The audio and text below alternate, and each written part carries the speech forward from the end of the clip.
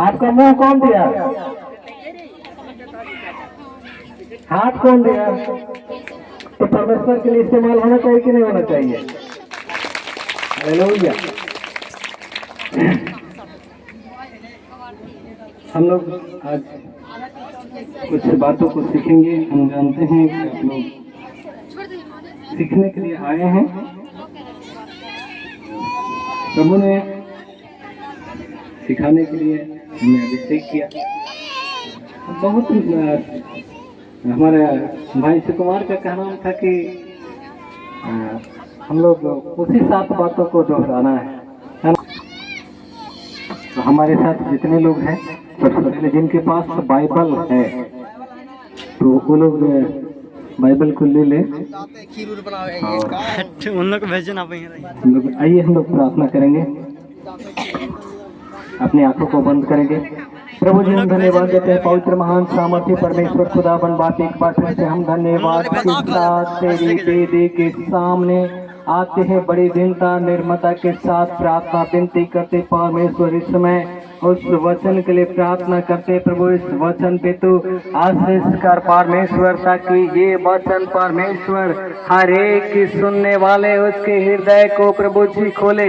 क्योंकि प्रभु हम जानते हैं तेरा वचन जो है वो 2 धारी तलवार से भी चोखा है, जो प्रभु जी हृदय को गांठ गांठ आर पार छेदता है प्रभु।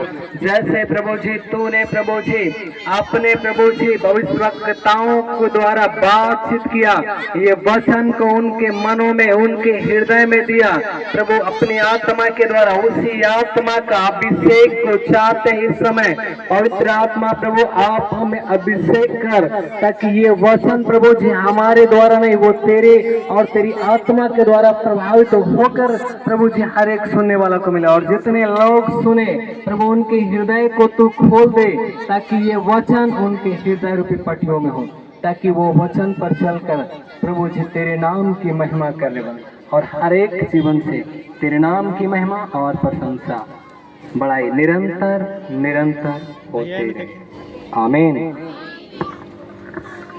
तो हम लोग 7 बातों के बारे में फिर से हम दोहराना चाहेंगे। क्योंकि मनुष्य का पुत्र खोए और खोए को ढूंढने और उसका उद्धार करने आया है। हाँ। क्या करने आया है? खोए हुए को ढूंढने आया है और उसका क्या करने के लिए आया है? उद्धार करने के लिए आया है। तो हम लोग को प्रभु यीशु मसीह क्या करने के लिए आए? हाँ, उद्धार करने के लिए आया। यहाँ पे लिखा है कि क्योंकि मनुष्य का पुत्र खोए हुए को ढूंढने आया है। क्या करने आया है? ढूंढने के लिए आया है। हम और आप खोए हुए थे। अभी हम इसके पहले क्या बोले? हम लोग बोलते कि हम प्रभु यीशु मसीह को अपना लिए, लेकिन प्रभु कहता है मैंने तुझे चुना है, तुमने नहीं चुना है।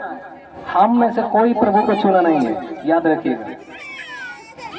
ना तो आपका रूप, ना तो आपका पैसा, ना तो आपका खूबसूरती, कुछ परमेश्वर की योग नहीं था। आप परमेश्वर की योग थे, क्योंकि वो आपके हृदय को देखा प्रभु, आपको चुना है। आप सोचिए कभी कभी हम अपनी प्रार्थनाओं में प्रभु से एक ही बात बोलते हैं, प्रभु हम जानते हैं कि तूने हमें चुना है।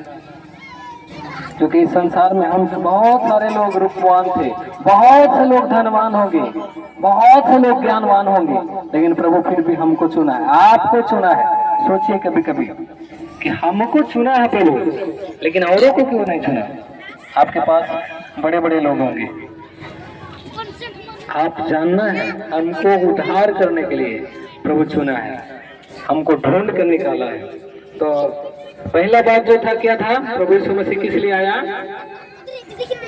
भविष्यवक्ताओं की बातों को पूरा करने के लिए। दूसरा, हमको ढूंढने के लिए। और तीसरा बात हम लोग देखेंगे मत्ती 9:13 में। इसलिए तुम जाकर उसका अर्थ सीख लो, मैं बलिदान नहीं परंतु दया चाहता हूँ। और आगे, क्योंकि मैं धर्मियों को नहीं परंतु पापियों को बुलाने आया हूँ। किसको बुलाने आया हूँ? तो हम लोग कौन थे इसके पहले?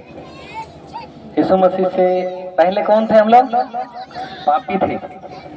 ये यहाँ जान लीजिए कि प्रभु यीशु मसीह साफ करा मैं धर्मियों के लिए नहीं आया, हालेलुया। पापियों के लिए आया है। यूहन्ना 3:16 में लिखा है, परमेश्वर ने जगत से ऐसा प्रेम रखा, उन्होंने अपना एक लौता पुत्र को दिया ताकि जो कोई इस पर विश्वास करे वो नाश ना हो परंतु आनंद जीवन पाए। हालेलुया। वो आपको चुना है, ये उसका अनुग्रह है आपके ऊपर। कभी सोचिए कि क्या थे हम, अपने विषय में सोचिए। कभी जब प्रभु से दूर थे तो आप सोचिए कि कहाँ पर थे।